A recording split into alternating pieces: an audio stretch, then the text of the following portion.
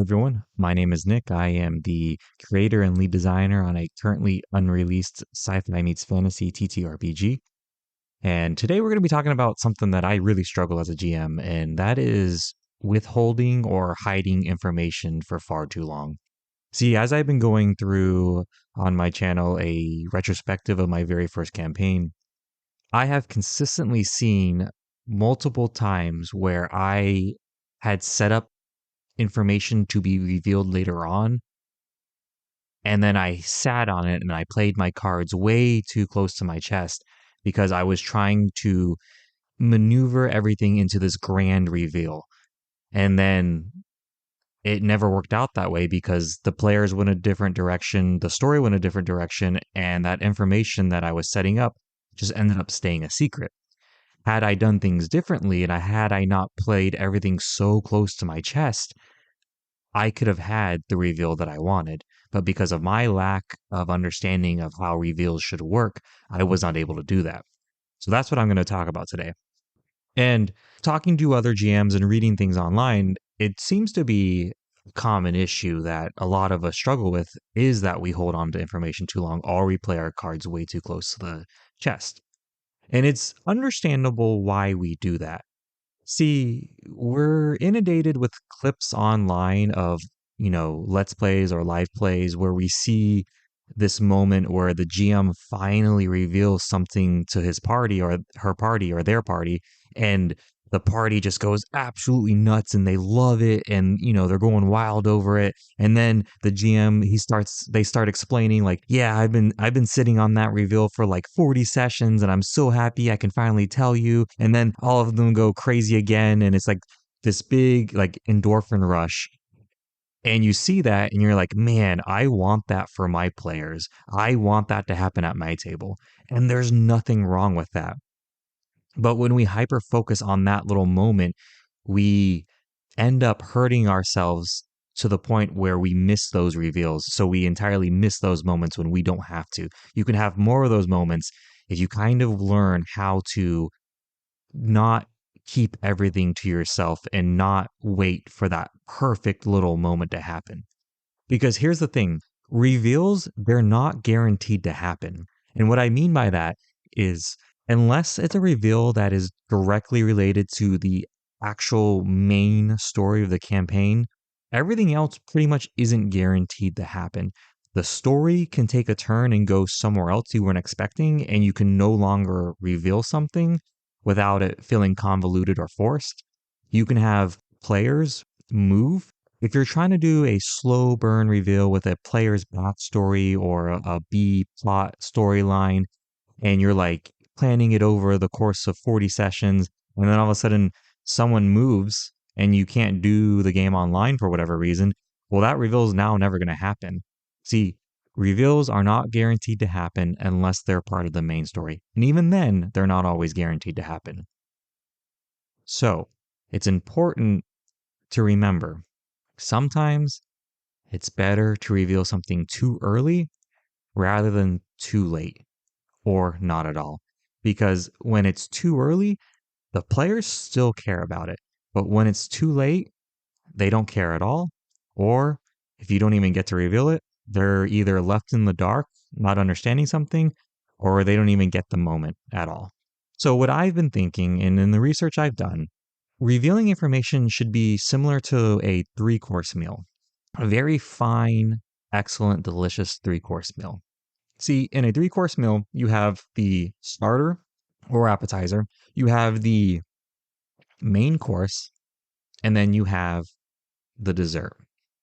We have this issue of thinking that the big reveal, that moment where everyone goes crazy and everything, should happen in the dessert. But that is not true. The big reveal should happen in the main course. See, when you go to a nice dinner, the main course is the star of the dinner. That is what everyone has their eye on. That is what you eat the most of. That is what leaves you full.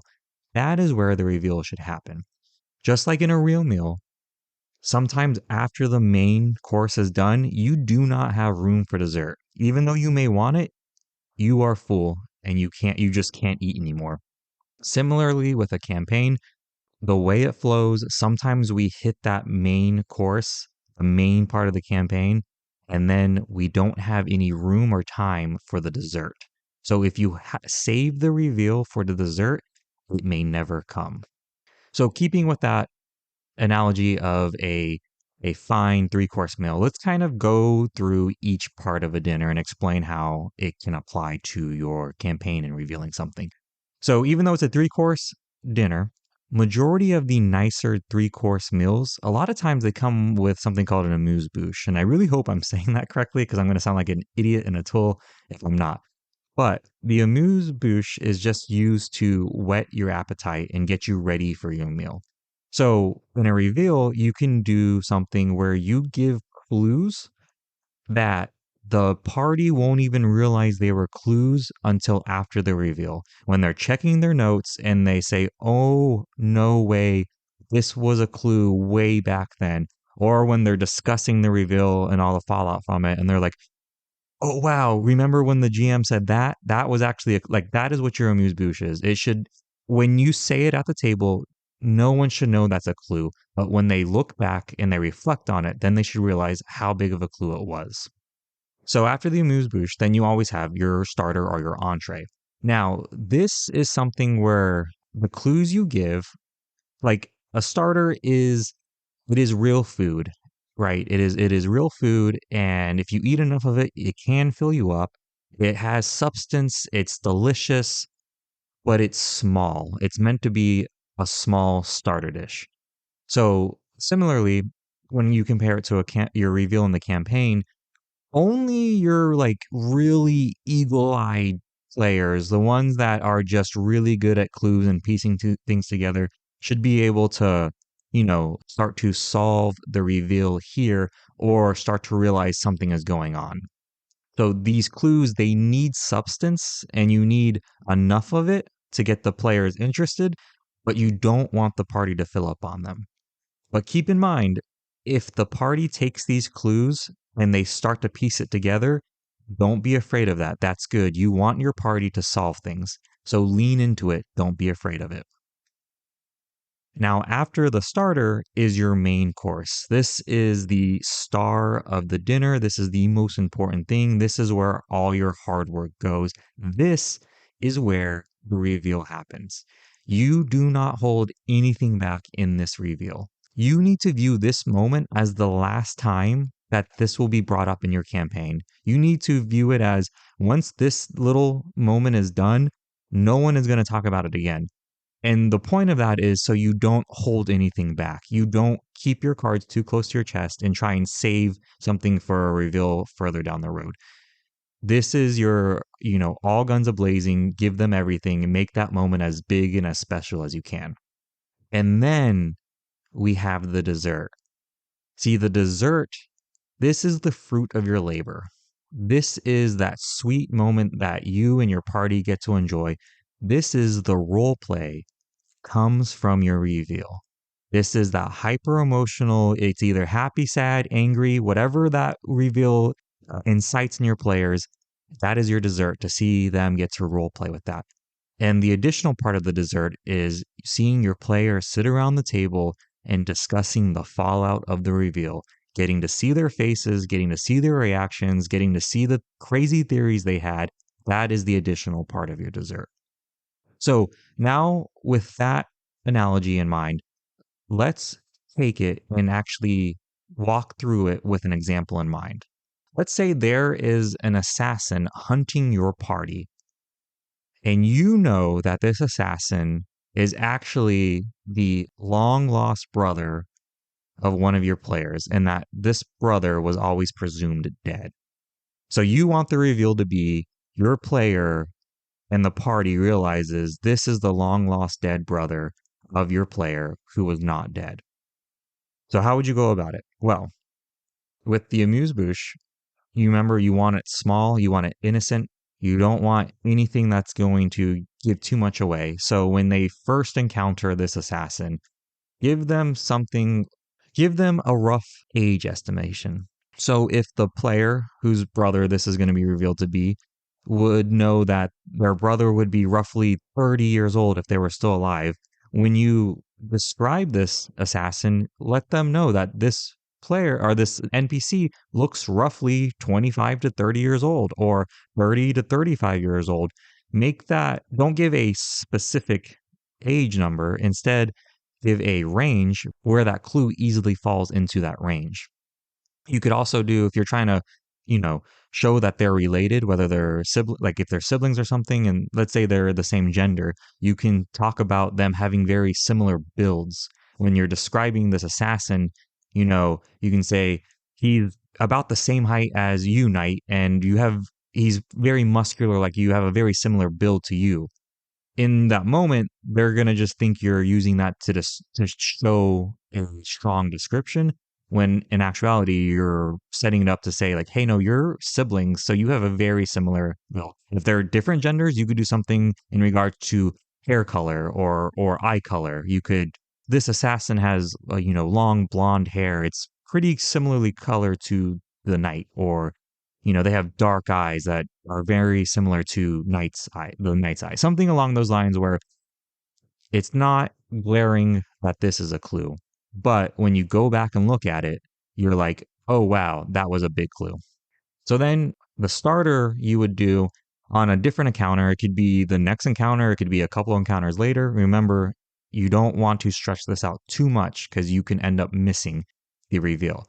You want to give more solid clues that have true substance to them and that can really prove that there's some sort of connection. And a good way to do this is using that assassin NPC to goad the player that they're related to.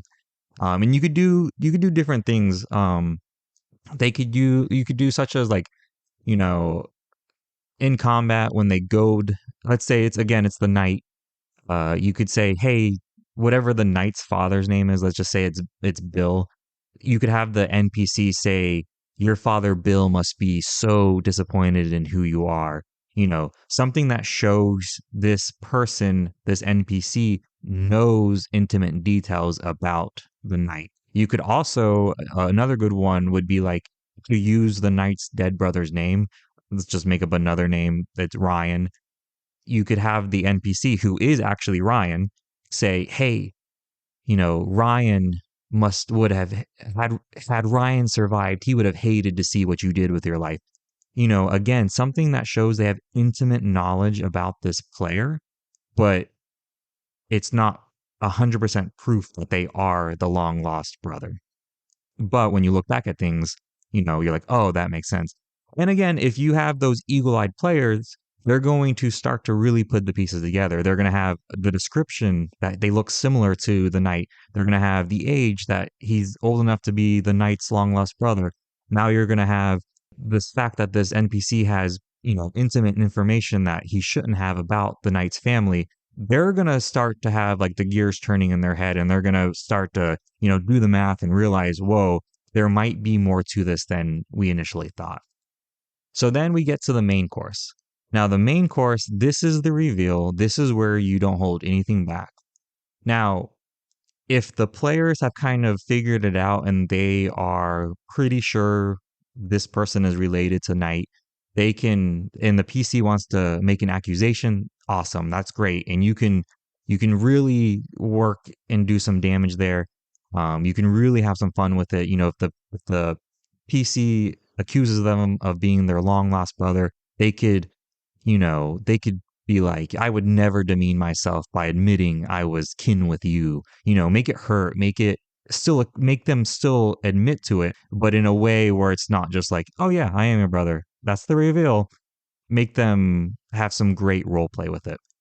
Or if the PC isn't ready to make an accusation, you can have a confession. So when they have this encounter where the reveal happens, it can be something along the lines of like, after you and dad left me for dead, I realized we were never family. I was never your brother. I was just something to be thrown away. Something to where, again, it's emotional, it's mean, it really has a weight to it, and it's not just you saying like, hey, I'm your brother, sorry. But the reveal still happens. And then you get to the dessert, which is that beautiful, beautiful role play where your players are going to be now responding to that reveal. They're going to be upset, happy, angry, whatever. They're going to love it. That is your dessert. You get to see them enjoy it. You get to see them react to it. And then you get to play the role play with them. And then everyone gets to share that. So everyone gets a little piece of the dessert. Yeah. So that is something that I have been trying to implement into my campaigns in regards to reveals. I am trying to improve as much as I can in not holding back information. Make the reveal when I can. Remember, it's better to reveal something too soon rather than too late. Because once it's too late, you can't reopen that door. And again, I want to emphasize this. We have a tendency that when players get too close to the truth and we're not ready for that reveal, we try and hide it or we try and change it. We can't do that. It is okay when your players figure things out. You want them to figure out your reveal. If they're getting close to the truth, lean into that. Make your players feel special and make them feel smart, and it will do wonders for your campaign and for your reveals. So, hopefully, this is going to help you continue just to make the greatest reveals you can and help your players lose their mind when that reveal finally hits.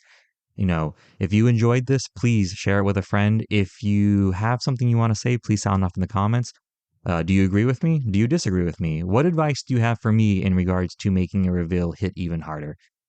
Let me know. I'm looking forward to seeing y'all's comments. Thank you so much for the support. And as always, I will see you in the next one.